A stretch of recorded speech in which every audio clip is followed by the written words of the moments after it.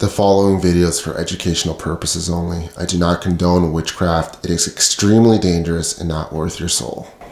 Alright guys, thank you so much for tuning in. Today we're talking about witchcraft. So dark subject, but we gotta shed light on darkness because it's getting out of hand out here. You know, the other day I was on TikTok and I saw people doing tarot card readings for random people on TikTok, for random strangers. These strangers don't realize that tarot cards open portals for demons, even if it's done digitally. Even if you're watching these tarot card readings, these demons can come through and wreak havoc in your life. I go to a bookstore, entire sections of the bookstore are dedicated towards witchcraft, glorifying it. Or even worse, this is the worst part of this all, is that there's still people that don't believe witchcraft is a thing and don't realize how dangerous it is to not be aware of this and not have the knowledge to protect yourself. Because a part of my mission with 28 Visions, this channel, is to awaken people to the spiritual reality that we live in, both the good and the bad, the light and the darkness. And as part of that is we got to talk about things like witches and witchcraft. What is the definition of witchcraft? So witchcraft is when a person is utilizing the aid of spirits, specifically demonic spirits, demons, to manipulate other people and manipulate events. All right, so when it comes down to witchcraft, there's 3 different forms of witchcraft. There's witchcraft, which uses spells, curses, hexes, love spells, all that jazz. Number 2, divination. So divination is forbidden knowledge of the future events that you're not supposed to know. It could also be forbidden knowledge of other people's secrets. And then there's number 3 is sorcery. So sorcery is magic that is operating through objects. Okay, so this could be a lucky amulet, it could be a rabbit's foot, a 4-leaf clover. Sorcery includes potions. Okay, so potions, just like the cartoons in the movies, is when someone concocts a combination of different chemicals, ingredients, and you drink it, and it puts you in an altered state of consciousness where you're connecting with different beings. All right, so humans have done this for thousands of years. The Egyptians used to do this, the Mayans, the Druids of Europe, and we're still doing it. Ayahuasca. Which actually takes me to my next point. So drug use is considered sorcery. Drug use puts people in an altered state of mind where it opens them up to demonic possession. Because when you're in an altered state of mind, you're not fully there anymore. And it opens you up for other entities to take you over. This is why people, when they do drugs, it can trigger schizophrenia. There's countless stories of people smoking a little weed, all of a sudden, they lose it. Right? Acid, same thing. Shrooms, same thing. It's all sorcery. You're opening these portals for these beings to come in, possibly take you over. And along with sorcery comes sexual immorality and violence. Goes hand in hand. All right, because when drugs and alcohol are introduced into society, that's when sex, which is only supposed to be between man and wife, happens everywhere else except in that context. And then violence as well. When people drink alcohol, they get violent. People take meth, crack, they get violent. They rob people. It goes hand in hand with sorcery. They no longer are there. They're being controlled by demons. Music is considered sorcery. Okay, I know a lot of y'all are not gonna like hearing that, but hear me out. So these artists, magicians, use music as a medium to hypnotize their fans. They're hypnotizing their fans using harmonics, vibrations, and frequencies, and through their lyrics are programming them with instructions, essentially, that one day will manifest to become their reality. I already made a whole video about this, so I'm not gonna repeat myself, but if you wanna check it out, it's called Fire Beats, how Satan weaponizes music against you. So where the heck did witchcraft come from? Where did it originate from? Witchcraft is the spiritual knowledge of how to manipulate energy. Witchcraft is knowledge straight from heaven. In Christianity, witchcraft was taught by the fallen angels, specifically Semyaza. Semyaza came down with the 200 other fallen angels and taught humans witchcraft, taught humans how to make weapons, and taught humans how to put on makeup for lust. In Islam, Allah subhanahu wa ta'ala sent 2 angels, Thamud and Hamud, to teach witchcraft, i.e. magic, to humans. But the catch was, they let the humans know, hey, we're going to teach you some crazy stuff, and you're going to be able to do anything during this life. But in return, you're going to damn your soul for the rest of eternity. You'd figure people would be like, no, that's not worth it. No way. Take that magic over there, right? Well, nah, they fell in love with it. And then they damned themselves. So essentially, in Islam, magic was sent to humans, was taught to humans on purpose as a test. Because obviously spiritual powers, having the power to really manifest any sort of reality that you want against other people's wills, is attractive to a lot of people. People with dark hearts, but they don't care. It's a spiritual temptation. Sort of like you're tempted to cheat on your spouse with that good-looking woman or that good-looking man. Right? Same exact thing. It's a test. So now we're going to get to the nitty-gritty of witchcraft. So what sort of capabilities do witches have in terms of spells, powers, all that stuff? So for argument's sake, we're going to include voodoo, Santeria, and witchcraft all in sort of the same brackets. All right, so witchcraft, we'll call it witchcraft for now. Witchcraft allows you to curse people, bless people or events, love spells, and voluntary possession.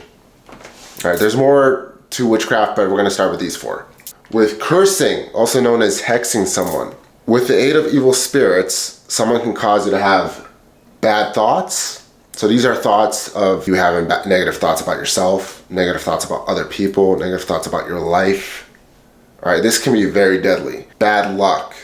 Okay, so someone puts a hex on you, and all of a sudden you start having a series of unfortunate events, like car accident, lose your job, homeless, all that stuff. Infertility.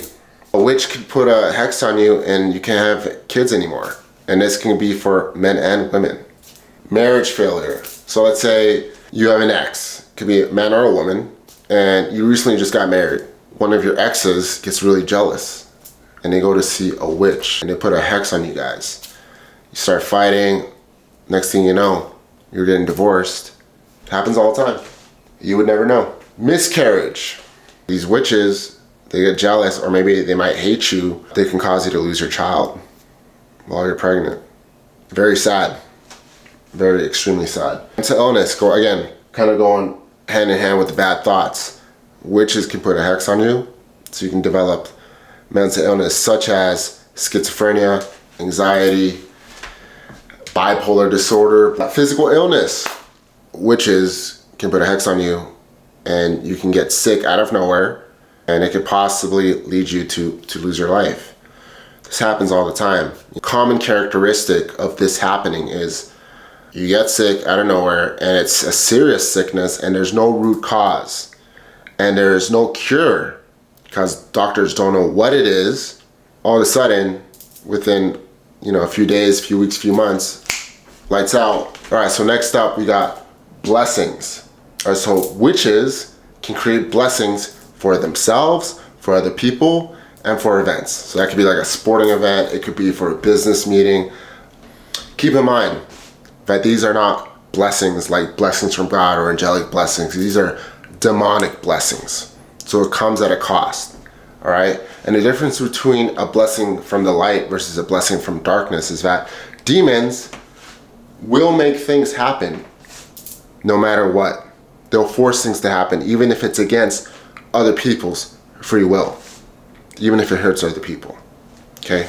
Because God, He'll give you a blessing, but many times He's going to guide you towards the blessing, not impeding on your free will or other people's free will. But with demons, they'll just make it happen. what sort of blessings are we talking about? So when Satan blesses people, he offers them money, fame, and sex. Celebrities. Of course, you guys knew that I was going to bring this up. So celebrities in Hollywood, politicians, almost all of them, head CEOs, bankers, many of these people are involved in the occult. And this is why they're wildly successful. These people, also criminal organizations, I'm going to touch on that later, are super involved in the occult, and they're really open about it. But these people are rich and powerful because they're receiving spiritual blessings from the dark side. Telltale sign is because they're famous and they're super rich and they flaunt it, okay? People who are blessed from the light, they're a lot more low key. They're humble. They're not going to show it in people's faces. And almost every single time, they're not famous, which is, in my opinion, a good thing. No evil eye. What's the cost of these blessings, you might say? Well, you got to sell your soul for all eternity. Because in order for these demons to work for you, you got to give something to offer. And what's that?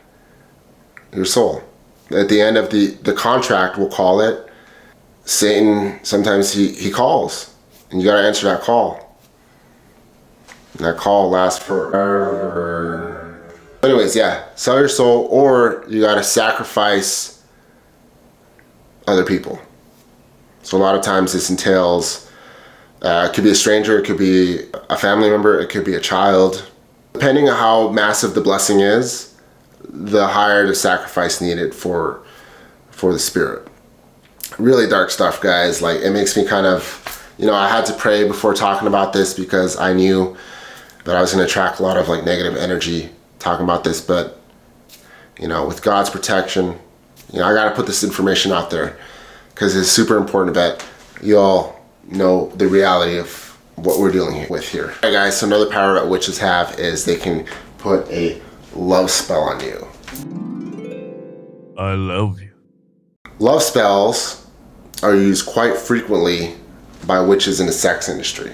So to put a love spell on a man who's very wealthy, very powerful, and that man's gonna marry them, or not even just marry, just like, we'll give this witch many gifts, a lot of money.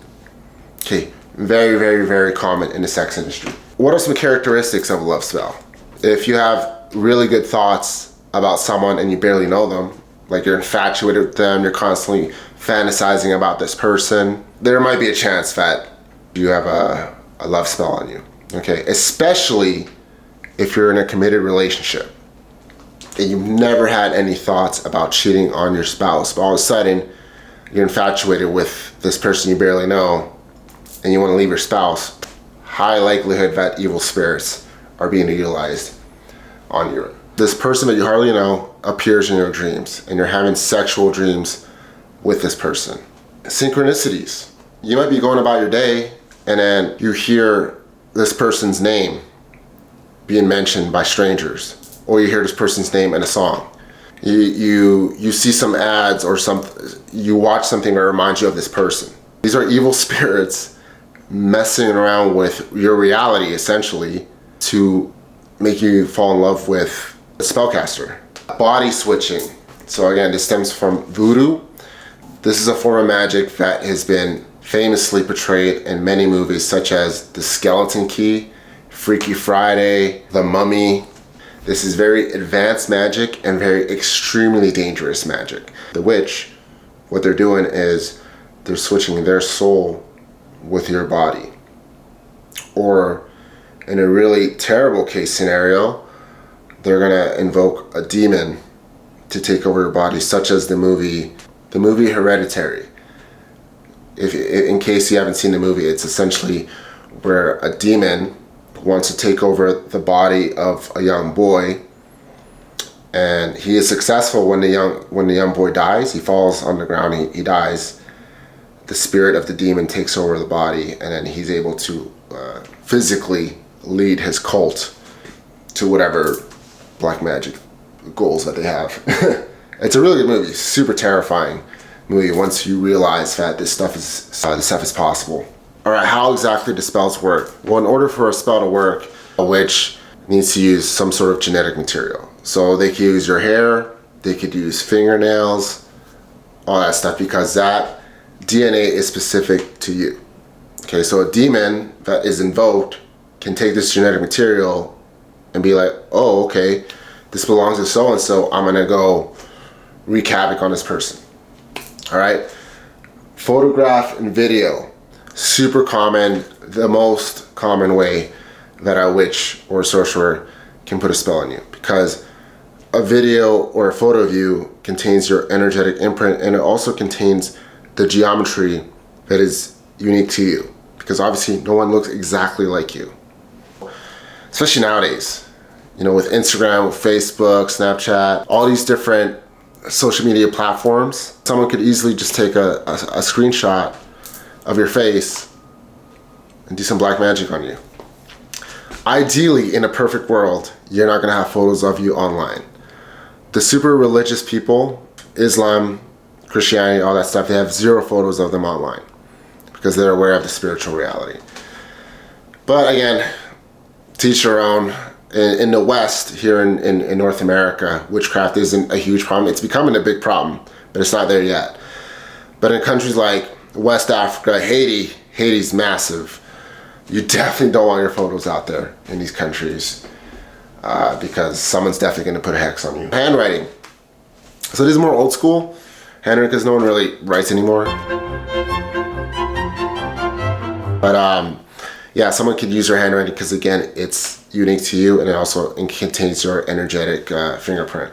Last but not least, a potion. Make you drink a potion or eat food that has had some sort of ritual or spell casted on it, and if you eat it, you're hexed. Guys, if you're enjoying this video, please like, comment, and subscribe. A whole lot of research goes into this video, and at the end of the day, I'm doing it for a good purpose. I'm trying to help out other people. Thanks a lot, y'all. Peace and blessings. Thank you. How exactly do spells work? What's the whole breakdown?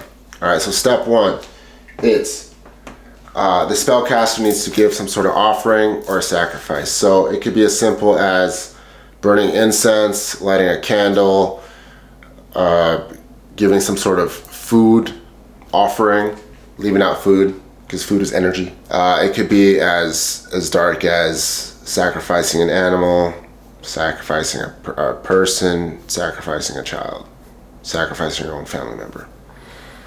The bigger the blessing that you're trying to invoke, or the bigger the curse you're trying to invoke from the spirit, the higher sacrifice. All right, so step two, the spellcaster is going to use some sort of genetic material or a photo/video of you. So for genetic material, let's say the spellcaster invokes the demon. What the demon will do, it's going to smell your genetic material and it's going to go search for you. And then for the photo or video, the demon will simply look at it, it's going to recognize it and go follow you. Step three, demonic observance. All right, so once the demon knows what you look like or you smell like, it's going to find you and it's going to observe you. It's going to observe you for a few days, few weeks, few months, whatever, however long it's going to take. And during this time, it's going to see whether or not you're a righteous person or you're a sinner. So if you're a righteous person, the demon's going to see all the light radiating off of you, and it's going to hope that you're going to slip up and sin. And if you slip up, then it has this opportunity to wreak havoc in your life. If you don't slip up, eventually the demon's going to give up, come back to the spellcaster, and be like, sorry, bro. Now, if the person's a sinner, then the demon's going to have their way. So, step four, demonic updates. Okay, so obviously the demon has a mission. This mission is usually to wreak havoc in the person's life. Until that ultimate mission is completed, the spellcaster and the demon are going to have little demonic updates. So it could be a daily, it could be once a week, once a month. It really depends on the situation. But yeah, they're going to have demonic updates. They're going to meet up and just update each other, essentially. Maybe have like some tea with a muffin. So what do witches look like? So witches can look like anyone. They can be black, white, young, old, brown, yellow, doesn't matter. But there are some major distinguishing features where you can sort of tell them apart. All right, so usually witches are going to be in their 20s or 30s, okay, because witches don't really make it to old age. They either lose their mind through schizophrenia, some sort of mental illness, or they lose their life, some sort of tragic accident, a disease. You know, because when you practice magic, you're making a contract with these demons, and at the end of the contract, they wreak havoc on your life. And whatever magic you did on other people comes back tenfold towards you, right? If you see a witch that's older than 40, this is because she's offered many sacrifices. You can only imagine. They wear a lot of black and red. That's their go-to, for sure. Stereotype that's actually true. Cold dead stare. You know, you look in their eyes, you can tell that they don't have a soul anymore. Menacing smile. So if they do smile, it's gonna be like, I can't even do it. I'll put up a picture real quick of a few examples of what I'm talking about, but yeah, like when they do smile, it's there's no good there. There's no good there. Pure evil. A dark aura. So when you see witches in real life, they're not gonna have a light coming off them. They're not even gonna have, you know, like a secular people that kind of have like a blandness to them. Witches are gonna have darkness to them. You're gonna feel uncomfortable. They're gonna sort of drain your energy because they have lots of demons and that they're working closely with, they're constantly surrounding with. That's what you're feeling. Pale skin. This is super common. This is a telltale sign that you're dealing with a witch a lot of times, especially if it coincides with all the rest of these, because obviously they're up all night doing rituals, spells, all sorts of things, right? So they're gonna have pale skin because they don't see sunlight. They don't really go out in sunlight. Tattoos of the occult. So you're gonna see witches, you know, having tattoos, but it's not regular tattoos. It's tattoos of occult symbolism. So like you're gonna see a lot of snakes, you're gonna see pentagrams, scorpions, that sort of deal. So if you see that, again, you see like 666, you know, upside down cross tattoos, you guys gotta stay away. That's massive red flag. If you're willing to get these things tattooed on you, man, because you have to remember that images are alive, okay? If you have an image of you, of something evil, that image is gonna manifest within you. Okay, same thing with paintings. Paintings are alive. In Islam, you're not supposed to wear images inside of a mosque because of these things. You're not supposed to take pictures. It's a whole rabbit hole in itself. I'm not gonna get into it, but yeah, if a person has occult symbolism tattooed on them, stay away from this person. So what are some characteristics of a witch? So witches typically will have many sexual partners because they'll use sexual energy for their rituals and spells.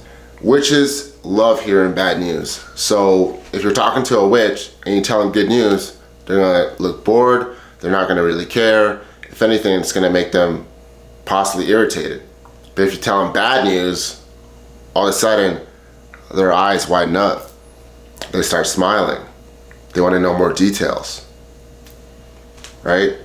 Witches are also manipulative. Okay, so they're gonna gaslight you. They're gonna make you feel bad if they don't have their way, even if their way obviously impedes your well-being. Okay, witches also love to gossip. They love to see other people fight each other. They love to see chaos. So someone might tell a witch something, and then they're gonna start a rumor, or a witch, they're this messed up. A witch might actually start a rumor out of nowhere that's completely falsified. They stay up late at night and also are reclusive. So again, a telltale sign that you're dealing with a witch is she up until 5 or 6 a.m. in the morning? Regularly. Okay, because if she is, she's probably casting spells, she's doing rituals, astral projecting, meeting up with her coven. She's gonna be also reclusive, meaning that she's not gonna hang out with regular people. She's gonna stay in her house, and then the only time she's gonna leave the house is for, you know, necessities or meeting up with other witches with the coven to do all sorts of rituals. So professions. So what sort of jobs do witches usually gravitate to? So usually they're gonna gravitate obviously to as criminals if they're men, sex workers if they're women, anything in the arts, so musician, that's huge, actors, painters, tattoo artists, fashion designer, again, anything with the arts, because what is art? It's something that's spiritual, it's coming from your soul, right? And if you receive a spiritual blessings from demons, your art's gonna be extremely successful. Holistic healing. So this isn't really black magic, but it's still witchy because you're manipulating energy. Gardening, a herbalist. So this goes hand in hand with sorcery, because obviously these people are experts with plants and ingredients, how to concoct potions and what it does to the human body. So criminal organizations and the witchcraft go hand in hand. All these criminal organizations are involved with the occult. Why? Because witchcraft is the religion of fallen humans. Okay, so if we don't seek out God, we're gonna naturally replace him with something else. And anything that's not God is of Satan. Because these criminals understand that they cannot receive spiritual blessings from the light. So they'll turn to other spirits for blessings, for protection, for money, all sorts of things. Because think about it, really think about it. How do you go 20, 30 years without getting caught? How do you go 20, 30 years without getting killed? How do you become wildly successful at becoming a criminal? A ton of money, sometimes, a lot of times they're famous. Even if they're not internationally famous, they'll be locally famous. Right? I've worked in the bar industry, nightclubs. All these celebrities, when they're in town, they hang out with gangsters. Satan, what he promises people that work for him is power, money, sex. Exactly what these criminals get. And then all of a sudden, the contract's up. Satan calls to collect. It's over. Either they get killed or they go to prison. Some criminal organizations that I'm going to name off the top of my head include MS-13. They're known for their ritual killings. Italian Mafia, they're known for blood oaths. Mexican drug cartels, they worship Santa Muerte, Saint Death. They offer human sacrifice towards a spirit in return for protection. Then you have the gangster disciples, the GDs. They named their gang after Jesus. Jesus' 12 disciples. And a lot of their gang hierarchy is based off of the Bible. So witchcraft is used by criminal organizations not only for spiritual protection, but as well as for spiritual warfare. So they're gonna use spells and curses to curse their enemies. So on top of physically killing their enemies, they're also gonna curse them in the spiritual realm, so bad things happen to them. Holy Scripture is talking about witchcraft. So obviously witchcraft, as many of you already know, is completely forbidden by God. Let's take a look at this. So Surah Taha from the Quran, the magician will never be successful. So God's straight up telling you, hey, don't do this because you're gonna fail at the end. You're gonna fail in this life, and then you're gonna fail in the afterlife. You're gonna go to hell. Because this is a massive sin that you're committing. Galatians, verse 5, 19 through 21. The acts of the flesh are obvious. Sexual immorality, impurity, debauchery, idolatry, witchcraft, hatred, discord, jealousy, envy, drunkenness, orgies, and the likes. I warn you, those that live like this shall not inherit the kingdom of heaven.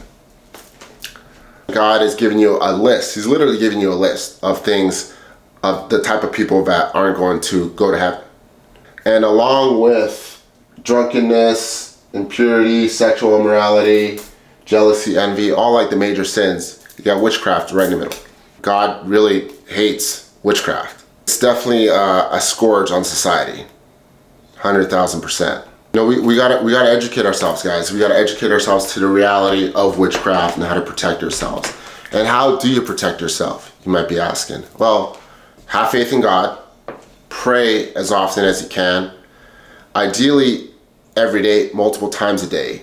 Because when you pray, think about, we as humans, we have a spiritual cup, right? And every time you pray, you fill it up with spiritual water, straight from heaven, okay?